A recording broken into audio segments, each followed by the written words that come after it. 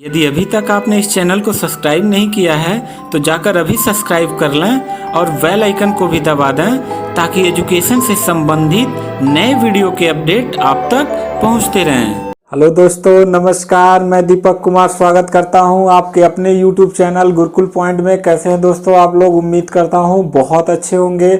और आज दोस्तों मैं लेके आया हूं भारत के एक ऐसे प्रधानमंत्री के विषय में कि जिनके बारे में आप सब लोगों को जानना चाहिए, जिन्हें भारत का गुदड़ी का लाल कहा जाता है। गुदड़ी का लाल मतलब ये असुविधाओं में भी उन्नत करने वाला, यानी विषम परिस्थितियों में भी अच्छा से अच्छा कर जाने की कला थी हमारे प्रधानमंत्री लाल बहादुर शास्त्री जी। और आज हम जानेंगे उन्हीं के विषय में कि लाल बहादुर शास्त्री जी कौन थे, उनका देश में क्या योगदान रहा है और अपने प्रधानमंत्री कार्यकाल में उन्होंने देश के लिए क्या क्या किया है। दिल्ली के लाल किले पे झंडारोहण करते हुए उन्होंने कहा था कि हम रहें ना रहें लेकिन यह झंडा रहना चाहिए, हम और आप रहें ना रहें लेकिन भारत का सिर हमेशा ऊंचा रहना चाहिए। और यह कोटेशन था हमारे गुदड़ी के लाल लाल बहादुर शास्त्री जी। तो दोस्तों आइए जानते हैं उनके जीवन के बारे में, उनके संघर्षों के बारे में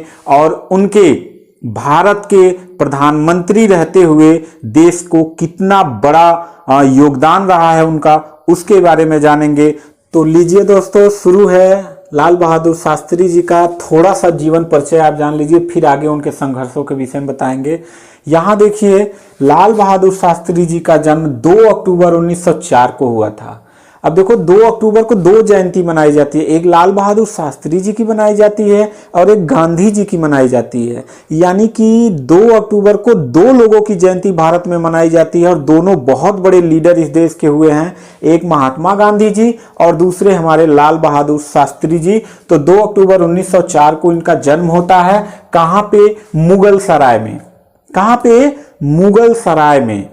और मुगल सराय कहाँ पे है? वर्तमान में वाराणसी और चंदौली के आसपास में है।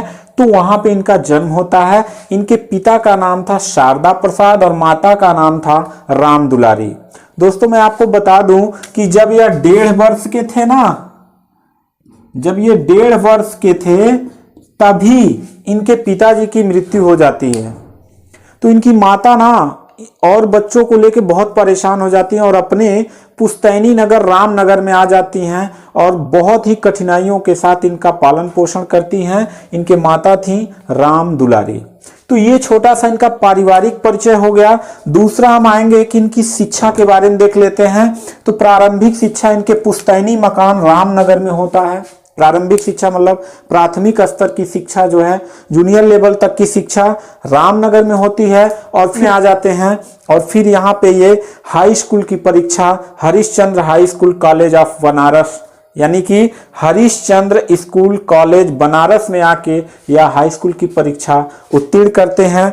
फिर काशी विद्यापीठ में यह शास्त्री की परीक्षा उत्तीर्ण करते हैं।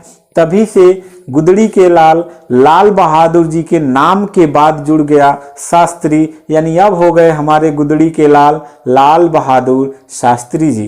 ठीक है दोस्तों, चलिए यहाँ आते हैं। राजनीति में इनका सक्रिय चीजें क्या रही हैं उनके बारे में जान लीजिए कि राजनीति में यह जो असहयोग आंदोलन चलाया जा रहा था गांधी जी के द्वारा, उस समय आपने देखा होगा बहुत सारे छात्र और सरकारी कर्मचारी उस समय जो भी थे वो गांधी जी के असहयोग आंदोलन में लोग अंग्रेजों की नौकरियां छोड़ देते थे, उनके कॉलेजों में पढ़ना छोड़ देते थे। तो ऐसे हमारे शास्त्री जी भी पढ़ाई लिखाई छोड़ के आंदोलन में कूद गए और बाद में चल के गांधी जी के साथ धीरे धीरे आंदोलन में आगे बढ़े। 1942 में ये जेल भी गए और भारत छोड़ो आंदोलन में इन्होंने भाग लिया। और आगे चल के दोस्तों हमारे जो हैं लाल बहादुर शास्त्री जी, देश जब स्वतंत्र होता है, आज़ाद होता है, आज़ादी के बाद पंडित जवाहरलाल नेहरू जी इनको रेल मंत्री बनाते हैं। और दोस्तों मैं आपको बता दूं कि रेल मंत्री बनने पे इनके रेल मंत्री के कार्यकाल में ही एक बहुत भीषण रेल दुर्घटना हो जाती है। और लाल बहादुर शास्त्री जी इतने ईमानदार थे कि उन्होंने अपने रेल मंत्रालय से इस्तीफा दे दिया।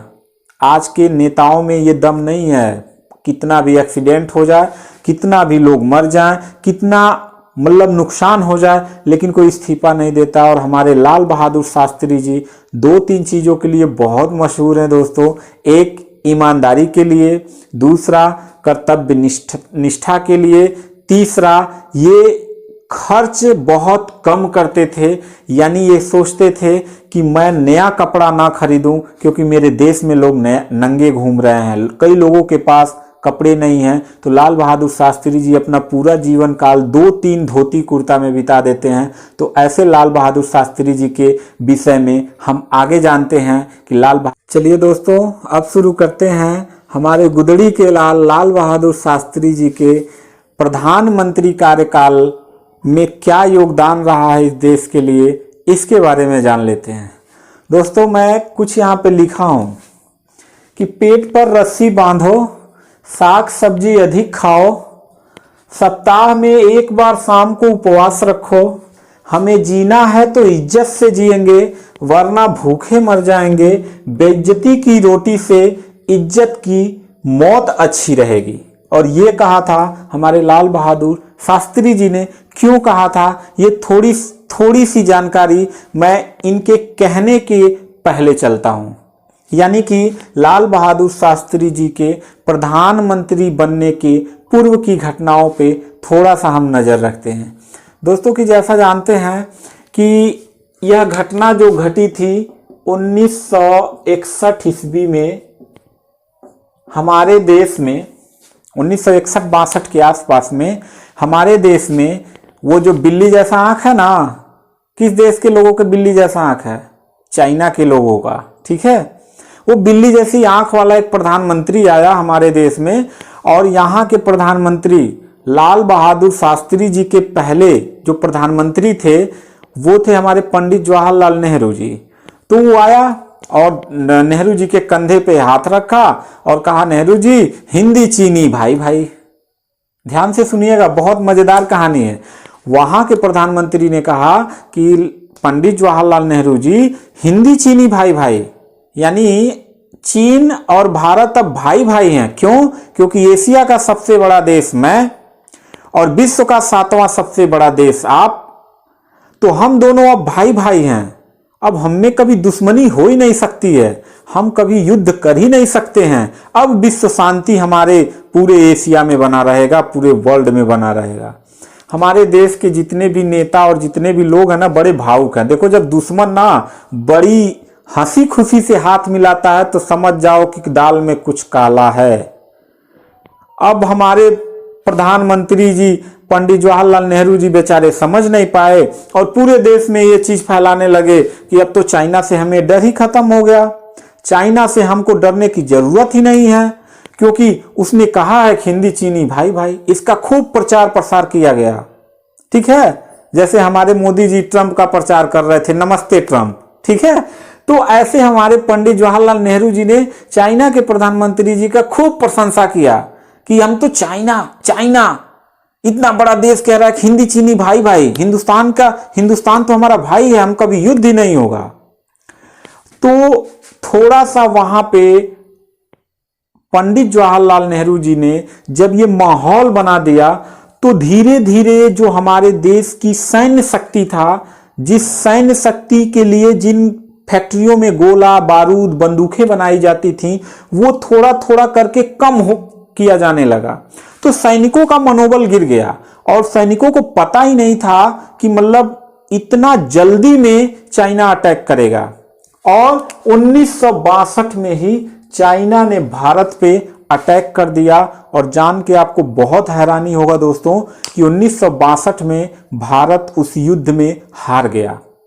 और उस युद्ध में हारा जरूर था, लेकिन हमारी सेना ने उनके छक्के छुड़ा दिए थे। अब 1962 में बहुत करारी हार भारत को मिला था और इस करारी हार में एक दुश्मन से हमने हार पाया है तो दूसरा दुश्मन आंख लगाए बैठा था, और वो दूसरा दुश्मन था पाकिस्तान। कौन था? पाकिस्तान, दुनिया का सबसे बेहुदा देश, ठीक है। उसको ये लगा कि 1962 में अभी भारत हारा है, अभी भारत की अर्थव्यवस्था चौपट है, भारत में उस समय बहुत भूखमरी था दोस्तों, इतना भूखमरी था एकदम, मतलब लोग खाने को तरस जाते थे। और इसी ताक में बैठा रहा पाकिस्तान कि 1962 में इंडिया तो अभी हारा है, तो क्यों ना इसी मौके का फायदा उठाया जाए। फायदा समझते हैं ना कि भाई जब अपनी स्थिति खराब रहती है तो दुश्मन उसी में अटैक करता है। तो वो जो था ना 1965 में पाकिस्तान ने हमला कर दिया, कहां पे? इंडिया पे। अब उसके बीच की 1962 और 65 के बीच की थोड़ी सी कहानी जान लीजिए कि 1962 और 1965 के बीच में 1962 में भारत में एक ऐसे प्रधानमंत्री का उदय होता है, एक ऐसे प्रधानमंत्री आते हैं जिनको भारत का गुदड़ी का लाल कहा जाता है, असुविधाओं में भी उन्नत होने वाला वो प्रधानमंत्री थे हमारे लाल बहादुर शास्त्री जी। और लाल बहादुर शास्त्री जी जब आए देश में प्रधानमंत्री बनकर, तो उस समय देश की अर्थव्यवस्था चौपट थी, देश में भूखमरी था, अकाल पड़ चुका था, खाने के लाले पड़े हुए थे। तो उन्होंने दिल्ली में एक सम्मेलन बैठाया और देश में सभी लोगों को आमंत्रित किया कि आइए रामलीला मैदान में, हमें देश को कुछ संबोधित करना है। और सभी लोग गए। लाल बहादुर शास्त्री जी अपनी सादगी और ईमानदारी के लिए पूरे भारत में प्रसिद्ध थे, पूरे भारत में क्या विश्व में प्रसिद्ध थे। इनके जैसा ईमानदार और सच्चा नेता शायद ही कोई पीढ़ियों में आता है। ठीक है दोस्तों, बुलाया। तो उस समय एक गेहूं आता था अमेरिका से, लाल लाल का गेहूं होता था, बुजुर्गों से आप पूछेंगे तो वो बताएंगे। लाल गेहूं आता था अमेरिका से, क्योंकि भारत में गेहूं होता ही नहीं था, जो होता था वो खाने भर का ही नहीं होता था, अकाल पड़ा रहता था, तो वहां से खरीद के मंगाया जाता था। तो वहां का जो गेहूं लाल वाला गेहूं होता था ना, वो गेहूं वहां के कुत्तों को खिलाया जाता था और वो गेहूं इंडिया में बेचा जाता था। तो लाल बहादुर शास्त्री जी बहुत स्वाभिमानी व्यक्ति थे, तो उन्होंने दो नारा दिया, जय जवान जय किसान।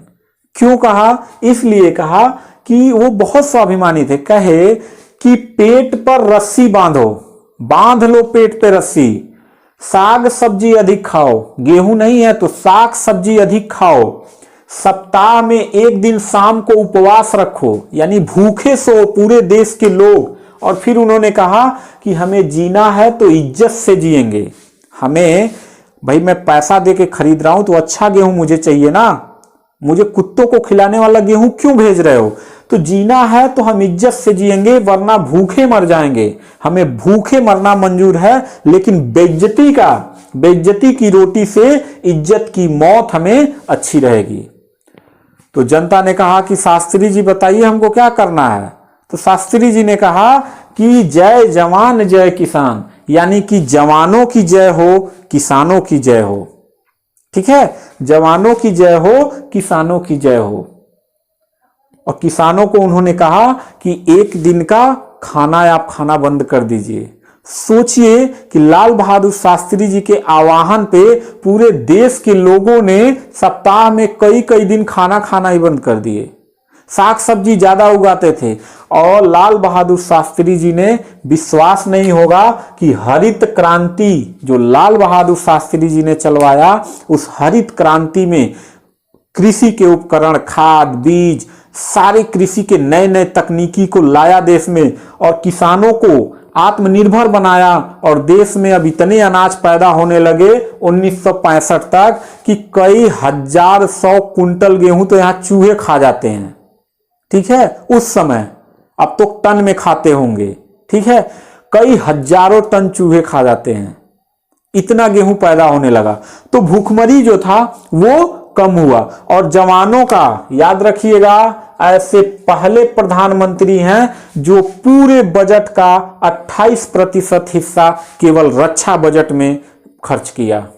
रक्षा बजट यानी कि सैनिकों के लिए जितना गोला बारूद और हथियारों की कंपनियां बंद थीं, जितने फैक्ट्रियां बंद थीं, उन सबको लाल बहादुर शास्त्री जी ने कहा सब चालू करो।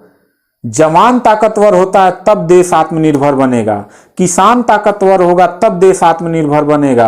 और उन्होंने सारे गोला बारूद और सैनिकों में इतना मनोबल आ गया, इतना मनोबल आ गया कि अंदर अंदर हमारे जो पड़ोसी जो देश हैं, जो आंख गड़ाए बैठे थे युद्ध करने के लिए, ये जो दोगला पाकिस्तान देश है, ये आंख गड़ाए बैठा था। इसको पता था कि अभी 62 में हारे हैं, 65 में अच्छा मौका है, ले आओ हमला कर दिया जाए।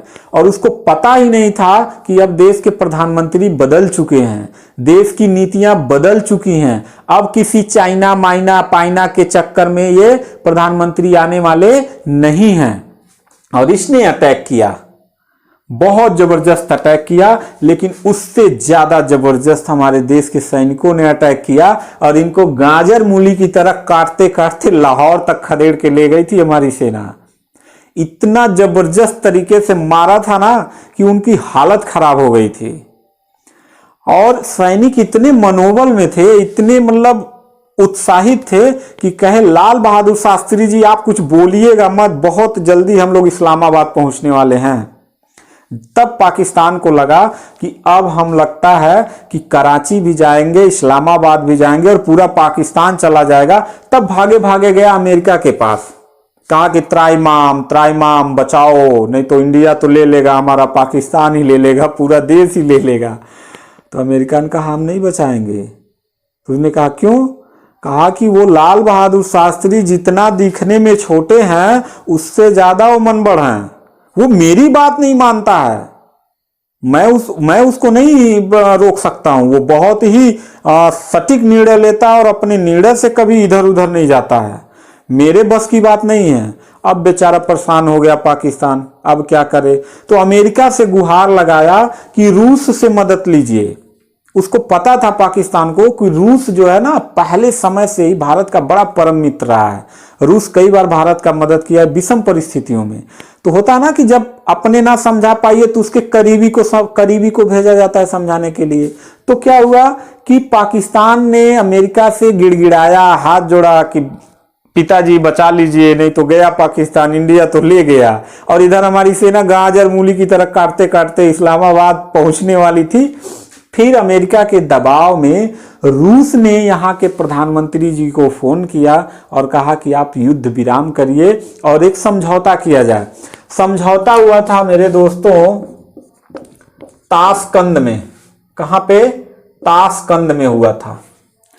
तो रूस के दबाव में हमारे लाल बहादुर शास्त्री जी ने ताशकंद में एक समझौता हुआ, वहां पे गए और वहां पे जाके रूस और अमेरिका और पाकिस्तान और इंडिया की संयुक्त बैठक किया गया। और रूस ने यह दबाव बनाया, अमेरिका ने दबाव बनाया, वो भी रिक्वेस्ट के साथ, क्योंकि लाल बहादुर शास्त्री जी कहते युद्ध हमने नहीं किया था, अब हमारी सेना जहां तक जीत ली है वो सब मेरा है। लेकिन रूस के दबाव में आके लाल बहादुर शास्त्री जी ने अपने देश के गरिमा और संस्कृति का परिचय देते हुए जीती हुई जमीन पाकिस्तान को वापस कर दिया, इस शर्त पर कि आगे भविष्य में आप आंख उठाकर नहीं देखेंगे। और पाकिस्तान ने लिखित रूप में ताशकंद में लाल बहादुर शास्त्री जी के साथ जो संधि हुआ था, लिखित रूप में दिया था कि हम भविष्य में कभी इंडिया की तरफ आंख उठा के नहीं देखेंगे। और लाल बहादुर शास्त्री जी ने जीती हुई जमीन वापस कर दिया और फिर अपनी सीमा रेखा पर हमारे सैनिक आके खड़े हो गए। लेकिन है तो दोगला देश, ठीक है, पाकिस्तान दोगला देश है, उसके बात का कोई वैल्यू नहीं है। चाइना और पाकिस्तान के बात का कोई भरोसा नहीं है, ठीक है। जैसे प्राइवेट नौकरी, सर पर की टोकरी और सड़क छाप, समझ गए होंगे, छोकरी, इन तीनों का भरोसा नहीं है। ऐसे चाइना और पाकिस्तान का कोई भरोसा नहीं है। 65 में कहा कि हम आंख उठाकर भी इंडिया में कभी नहीं देखेंगे और फिर 1971 में लड़ाई कर दिया। तो हमने पूरा बांग्लादेश ही अलग देश बना के हरा के 59,000 पाकिस्तानियों को सरेंडर कराया था। ऐसे हाथ ऊपर करके सरेंडर हुए थे सब, 59,000 पाकिस्तानियों को श्रीमती इंदिरा गांधी ने सरेंडर कराया और वो अलग देश ही बना के छोड़ दिया। कहा कि जाओ पूर्वी पाकिस्तान को छोड़ो, ये अलग देश बन जाए, जो बांग्लादेश हो गया, ठीक है। फिर ये दोगला देश नहीं माना, कहता है बार बार हिंदुस्तान का ये हिस्सा लेंगे वो हिस्सा लेंगे। फिर 1998-99 में कारगिल युद्ध हुआ, और उस कारगिल युद्ध में तब प्रधानमंत्री थे कौन? अटल बिहारी वाजपेयी जी। उस समय भी इतनी बहादुरी से हमारी सेना लड़ी कि फिर वो हारा पाकिस्तान, और अभी भी फिर वो धमकाता रहता है। खैर छोटा बच्चा है तो ऐसा करता रहेगा, उसको बहुत लाइकली लेने की जरूरत नहीं है। पाकिस्तान की औकात इतनी है ना कि पाकिस्तान के जो रक्षा बजट है, जो सैनिकों का रक्षा बजट है, वो उस जितना होता है उतना हमारे देश के मुसलमान भाई पान खा के थूक देते हैं। मेरे देश के मुसलमान भाई जितना पान खा के एक साल में थूक देते हैं, उन सारे पैसों का केवल पाकिस्तान में उतना रक्षा बजट है। अगर इंडिया का रेल की पटरी कबाड़ के भाव में बेच दिया जाए तो हम पाकिस्तान को 2 बार खरीद सकते हैं, उसकी औकात कुछ नहीं है। हाँ, बस आतंकवादी देश है, उल्टा पलटा करता रहता है, सामने से युद्ध नहीं करेगा, घुसपैठिया करेगा, आतंकवादी कोई घटना करेगा, यही काम करता है। तो 1971 में हारा, 65 में हारा, 1999 में हारा, तो हारता ही रहेगा, क्यों? जीत सकता ही नहीं है, चुट्टा देश है। फिर यहां पे जब लाल बहादुर शास्त्री जी 1965 में ताशकंद समझौते में जमीन दे देते हैं, वहीं पे मेरे दोस्तों एक डेट याद रखिएगा, 10 जनवरी 1966 ईस्वी को लाल बहादुर शास्त्री जी के साथ ताशकंद में एक घटना घट जाती है। लाल बहादुर शास्त्री जी का एक रसोइया गया रहता है, उस रसोइये को किडनैप करा लिया जाता है, और किडनैप करा के दूसरे रसोइये को गिलास में जहर डाल के दूध दिया जाता है, क्योंकि लाल बहादुर शास्त्री जी रात को सोते समय दूध पीते थे, और वो दूध पिए और लाल बहादुर शास्त्री जी फिर अगली सुबह नहीं उठ पाए, और जल्दी जल्दी आनन फानन में इंडिया उनका मृत शरीर लाया गया। शरीर पूरा नीला पड़ गया था। यहाँ के दोगले नेताओं ने भी जल्दीबाजी किया, क्योंकि सत्ता पे बैठना था, तो उनका कोई पोस्टमार्टम नहीं हुआ, कोई रिपोर्ट नहीं आई, और उनको आनन फानन में जला दिया गया। जबकि लाल बहादुर शास्त्री जी के डॉक्टर, यानी प्रधानमंत्री जब कोई विदेश यात्रा करता है तो वहां पे उनके डॉक्टर भी साथ में जाते हैं। उन डॉक्टर ने कहा कि लाल बहादुर शास्त्री जी का ना बीपी हाई था, ना कोई बीमारी से ग्रसित थे, तो उन्हें हार्ट अटैक तो आ ही नहीं सकता है। और यहाँ पे मीडिया में प्रसारित किया गया कि उनके हृदय गति से मौत हो गई, जबकि यह बिल्कुल गलत है। आज तक लाल बहादुर शास्त्री जी के मौत का रहस्य नहीं खुल पाया, और ये भारत के गुदड़ी के लाल बहादुर शास्त्री जी का 10 जनवरी 1966 ईस्वी को ताशकंद में मृत्यु हो जाती है। और भारत के इतिहास में लाल बहादुर शास्त्री जी हमेशा हमेशा के लिए अमर हो जाते हैं। तो ये एक छोटा सा वीडियो था हमारे देश के यशस्वी प्रधानमंत्री लाल बहादुर शास्त्री जी, जिन्हें गुदड़ी का लाल कहा जाता है। मैं इनको अपने गुरुकुल पॉइंट चैनल की पूरी टीम की तरफ से श्रद्धांजलि अर्पित करता हूं कि आप जहां भी होंगे, जैसे भी होंगे, आपकी आत्मा हमारे लिए पूजनीय है।